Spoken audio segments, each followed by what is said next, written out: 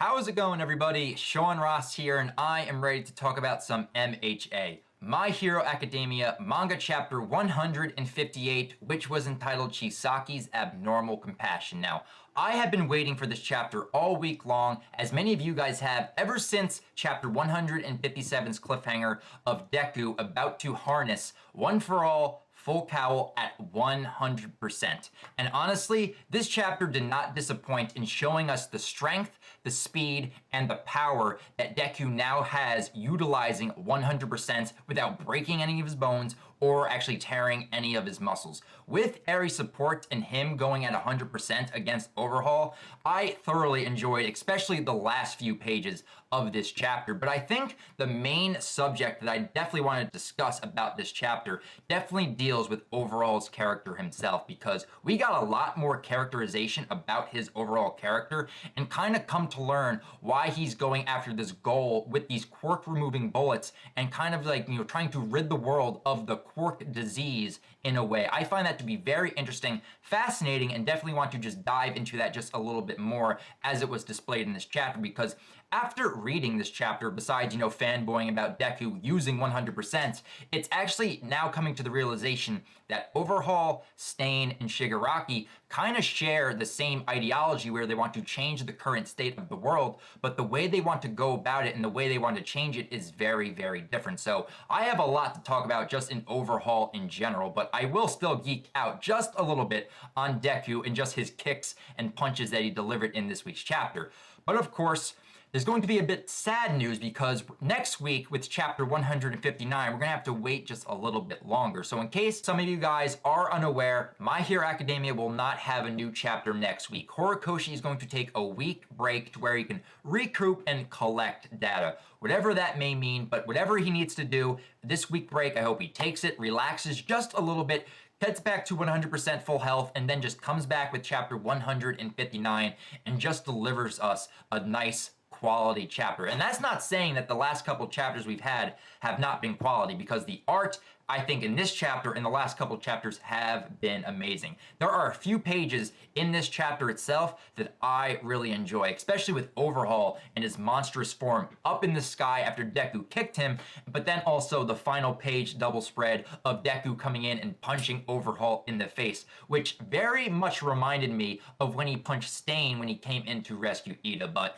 I just want to talk about the content of this overall chapter, so let's rewind a little bit, much like Eri's quirk to page 1, where this first page and this flashback to when Overhaul, Chisaki, was a little kid kind of shines a light onto why he's so obsessed with ridding the world of quirks, because for him, he kind of equates quirks to diseases, because he's reading this book, and from what I can kind of gather from the first page, it talks about this mysterious mutation, these paranormalities that kind of were seen as a virus that just spread across the world and were carried around by mice. And when I read this, I immediately thought of like the Black Death or the bubonic plague that was basically spread throughout Europe, like back in like the early Dark Ages through rats and mice. And this theory right here about the origins, about how quirks were spread about, seems very similar to basically how a disease is spread. So in little Chisaki, or Overhaul's mind, he's reading that, he's just like, quirks are a disease. You have to rid the world of disease, which kind of just goes into the present timeline to where right now Chisaki, Overhaul, is kind of like experimenting with Eri's quirk, developing these quirk removing bullets so that way he can revert the world back to a normal state, a world where there were no quirks around. And this right here, as I was reading this, reminded me of the ideologies of Stain and Shigaraki. And these three characters actually share a very similar ideology, that they want to change the current state of the world, but the way they want to go about it is very different. Stain just basically wants to get rid of all the fake heroes and just have all the real heroes rise up and earn the title of being a real hero. Shigaraki, on the other hand, he just wants to rid the world of All Might, the pillar of justice and truth, and trying to just throw the world into chaos. But Chisaki just basically wants to take the world back to its roots. He wants to revert mankind back to when no quirks ever manifested, where everyone was just normal people. So I do find the similarities and differences between these three main villains that we've kind of had throughout the series very similar, but it just really shines a light how everyone is kind of after the same thing on the villain side. They're just going about it very, very differently, which brings us to basically, Overhaul talking about Aries' quirk, basically saying you guys don't even understand the capabilities of Aries' quirk. Sure, she can rewind someone's state and body, but through my experimentation and my perfection of pursuing Aries' quirk, I have refined it to where I can actually pinpoint someone's quirk genes and revert them back to normalcy. And we just get this giant shot of the monster that is Overhaul wreaking havoc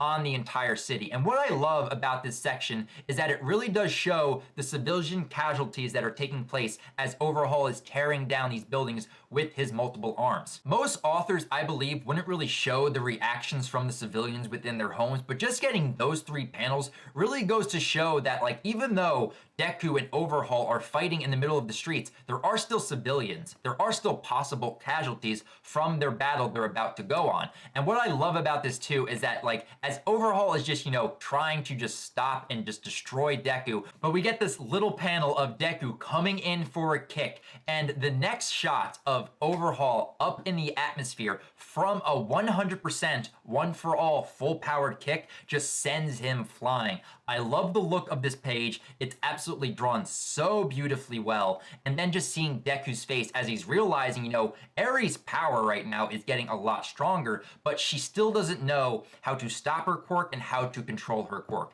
And I like this section too because Horikoshi has been reiterating chapter after chapter ever since we've kind of gotten the reveal of what Aries' quirk kind of does, that she does not have full control of her power. She is still just a little kid. She only goes from 0 to 100%. And I love how Deku kind of equates this to when he first acquired One for All. He was the same way. He had no control over his quirk. It was either 0% or 100%. There was no middle ground. There was no in between. So I do really like that Horikoshi is taking this time just to reiterate once again, yes, Aries' quirk is very powerful, but to her, she has no control over it. So the fact that she's able to do anything is a miracle in and of itself. So in this current situation, Overhaul is just up in the sky. Deku just delivered a massive kick.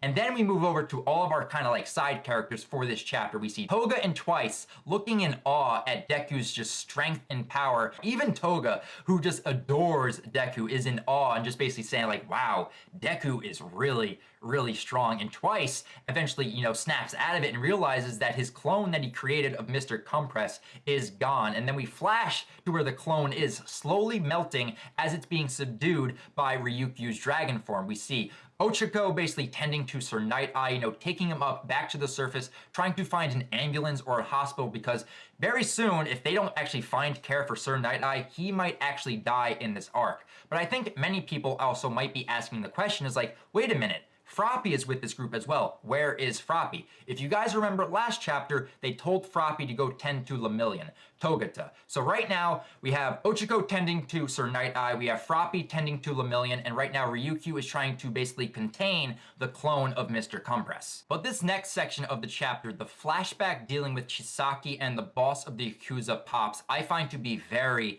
very fascinating, because in this section, it basically lays it out in front of us, the overall plan that Chisaki has had, experimenting on Eri, developing her quirk, and developing, not only quirk removing technology in bullets, but also developing a serum that can restore your quirk as well, which honestly makes a lot of sense, because if you developed bullets that could remove your quirk, and let's say you accidentally removed your quirk, you would want a serum that would reverse that. So I do like that that kind of got revealed. I don't remember in a past chapter if we've heard of a quirk restoring serum being brought up, but it makes a lot of sense. If you develop the technology, you would have something to reverse it. But in this section, we basically come to learn that Overhaul wants to have a monopoly on hero society. He basically wants to have an iron grip to where him, the Yakuza, and the 8 precepts of death are basically top dogs. They want to basically have an iron grip on everyone, and they want to distribute and decide who actually gets to restore their quirk and who actually gets their quirk removed. Because with this technology, they would give the heroes the quirk restoring serum, but then on the same side, to the villains, they would give guns and ammunition to where they could take away the quirks of the heroes. That right there is a lot of power in just one person to have, and if you were able to basically cripple the world to the point to where you have full control of heroes and you get to decide who gets their quirk and who doesn't, that is a lot of power right there. But in this entire flashback, we can see that the boss of the Yakuza, Pops, does not want to evolve with the times. He doesn't want to grow. He doesn't want the Yakuza to basically change. He wants everything to remain the same. And he even tells Chisaki the entire time, he's like, no, do not pursue this. But even with, Chisaki coming up to him once again with chronostasis and basically laying it out in front of him, this is my plan, this is what I want to do, Pops is just looking at him, it's like, no, we're not doing this. This is a little girl. We're not doing experiments on this little girl. Chisaki, what are humans to you? And I think it's at that moment, that last denial of his plan basically caused Overhaul to snap. And this is what I think caused him to basically commit to his ideologies and to put Pops into that coma-like state, as we've kind of seen with the boss, chapter after chapter being bedridden. Once he realized this, that he was not going to be on board with this, he was like, okay, you've done so much for me for bringing me into the Yakuza, but enough is enough. Just shut up and watch. And I think at that moment, I think he disassembled, did something inside the boss to put him into a coma, and I think would revive him at the moment that he fulfilled his goal. The point to where he had an iron grip on the world itself and distributed, the serum to restore quirks and, gave the villains the quirk removing bullets. He would revive his boss and basically show him the fruits of his labor. But as we get out of the flashback, the rest of this chapter is just pure awesomeness. I loved these last few pages of the chapter with Deku basically jumping up into the air to pursue Overhaul, Overhaul screaming at Deku, basically trying to just basically pummel him back to the ground. But this just goes to show how fast Deku is when he's able to utilize 100% of One for All, because he is immediately behind Overhaul and it completely catches Chisaki off guard. And it gave me a big Gran Torino vibe, because as soon as he's back there, he is immediately able to change direction and he just starts pummeling. I mean pummeling Overhaul. He is punching him with 100% of his power at this point. And then we move to the final page where we see that devastating final punch to where he knocks off Overhaul's Dr. Medical beak. We don't know if he's knocked out or not, but we do know we will see Overhaul's face, hopefully within chapter 159. But as Deku is delivering that devastating punch to Overhaul, hopefully knocking him out, we see Ochako and Sir Night-Eye down on the ground, and Sir Night-Eye is looking at Deku and he's wondering, it's like, I saw the future. We were supposed to die. Deku was supposed to die, but it seems that the future might be changing. So that is the cliffhanger. We are left off with chapter 158 of My Hero Academia. I really enjoyed this chapter, guys, and I definitely want to hear your guys' thoughts and take on this chapter. Definitely want to hear, your thoughts on Overhaul and also the overall plan he has for monopolizing, the hero society as a whole. Definitely leave your thoughts down below, guys. I really look forward to hearing about your comments. And just as a reminder, guys, no new chapter for My Hero Academia next week. We're gonna have basically like a 2-week break. So in 2 weeks, expect chapter 159. So that's going to be it for my review. These next 2 weeks are going to be hard to wait, but I am really looking forward to chapter 159. But until then, I'll talk with you guys later. And remember, guys, plus ultra.